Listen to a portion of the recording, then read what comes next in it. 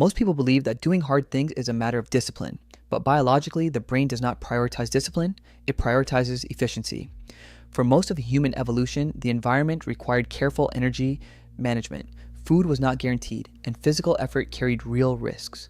Because of this, the brain evolved systems that favor the least costly path toward a goal. In simple terms, the brain constantly asks one question: is this effort necessary? If the answer appears uncertain, the brain reduces motivation signals. This response is not weakness. It is a protective mechanism designed to prevent unnecessary energy expenditure. Easy activities, checking notifications, repeating familiar tasks, scrolling through information require minimal neural coordination. The brain already knows how to perform them. Hard activities are different. They require learning, concentration, uncertainty, and sustained attention. From the brain's perspective, these elements increase metabolic cost. And whenever cost rises, resistance appears. Before a person begins a difficult task, the brain runs predictions. This happens automatically and often unconsciously. The brain compares the current situation with stored memories. It recalls similar experiences, previous outcomes, and emotional responses. If past attempts involved frustration or failure, the brain anticipates the same result again. Prediction strongly influences motivation. When success appears unlikely, the brain reduces dopamine signaling, which lowers the drive to begin. This is why difficult tasks often feel heavier before they even start. The brain is not reacting to the task itself. It is reacting to the predicted outcome, but prediction is not permanent. Each new experience updates the brain's internal model. When someone completes a difficult task successfully, even once, the prediction begins to change. The brain learns that effort may lead to reward rather than discomfort. Over time, the anticipated difficulty decreases. Dopamine is often described as the chemical of pleasure, but in reality, dopamine is more closely linked to expectation. It rises when the brain believes progress toward a goal is possible. Easy activities produce quick dopamine responses because feedback arrives immediately. A notification appears, a video loads, a message arrives. The brain receives instant confirmation.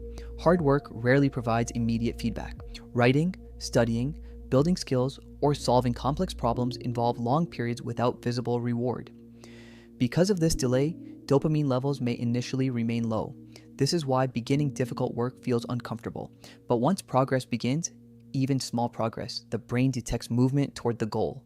Dopamine increases, momentum appears, and momentum changes the emotional experience of effort. The beginning is difficult, but movement creates motivation.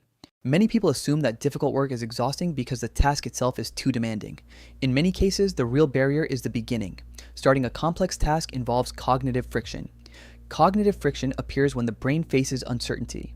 The mind must decide where to begin, what strategy to use, how much effort will be required. Until these variables become clear, the brain hesitates. But once the first step is taken, structure begins to appear. The task becomes less abstract. The brain moves from uncertainty to action, and action reduces friction. This is why people often report that the hardest part of difficult work is simply starting. When the brain perceives a task as too large, it interprets the situation as a threat. Large goals create psychological distance between effort and reward. When the reward feels distant, motivation weakens. Breaking a difficult process into smaller components changes this dynamic. Each small completion provides evidence of progress. Progress activates reward circuits. Reward circuits reinforce behavior. Instead of associating the task with exhaustion, the brain begins associating it with completion. Over time, this changes the emotional response to effort. Effort begins to feel productive rather than overwhelming. Avoidance teaches the brain that difficulty is dangerous. If someone repeatedly avoids challenging situations, the brain strengthens neural pathways associated with fear and hesitation. Exposure produces the opposite effect. When the brain repeatedly experiences difficulty without catastrophic outcomes, the threat response decreases. Athletes experience this clearly. The first intense workout feels overwhelming, but after repeated exposure, the same level of effort feels manageable. The body adapts, the brain adapts in the same way. What once triggered stress begins to feel normal. Difficulty becomes part of the baseline. Doing hard things requires sustained attention, but attention is not constant. It fluctuates based on environment and habit. Modern environments are designed to fragment attention. Notifications, constant information streams, and rapid content shifts Train the brain to switch tasks frequently. Task switching weakens deep focus. Deep focus is necessary for difficult work. Training the brain to handle difficult tasks therefore involves protecting attention, reducing unnecessary interruptions, creating longer uninterrupted work periods, allowing the mind to remain with a problem long enough to understand it. Over time, sustained focus becomes easier. Attention develops endurance, much like a muscle. Difficulty does not affect only the mind, it affects the body. When the brain interprets a situation as demanding or uncertain, the nervous system activates a mild stress response. Heart rate increases, muscle tension rises, alertness increases. These reactions evolve to prepare the body for challenge. However, if the nervous system remains highly activated, concentration becomes difficult. Regulating the nervous system helps maintain cognitive stability. Slow breathing, short pauses, relaxed posture, these signals communicate safety to the brain. When the body feels stable, the brain can allocate more resources to thinking rather than monitoring threat. Another important factor is identity. People often build beliefs about themselves based on past experiences. I'm not disciplined. I'm not good at difficult things. I always lose motivation. These beliefs influence behavior. The brain tends to act in ways that confirm identity. When someone begins to see effort as part of who they are, the relationship with difficulty changes. The question shifts from, can I do this? To how do I approach this? Curiosity replaces resistance, and curiosity keeps the brain engaged longer than pressure. The brain changes through repetition. This property is known as neuroplasticity. Every repeated action strengthens neural pathways associated with that behavior. Avoidance strengthens avoidance pathways. Effort strengthens effort pathways. This process is gradual.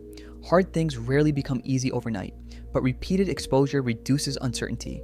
Reduced uncertainty lowers resistance. Eventually, the brain begins to treat effort as familiar, and familiar tasks require less psychological energy. Training the brain to do hard things is not about constant motivation. Motivation fluctuates. What matters more is how the brain interprets effort. When effort is seen as threat, resistance appears. When effort is associated with progress, the brain becomes more willing to engage. Over time, repeated exposure changes internal predictions. The mind learns that difficulty is not danger. It is simply part of growth.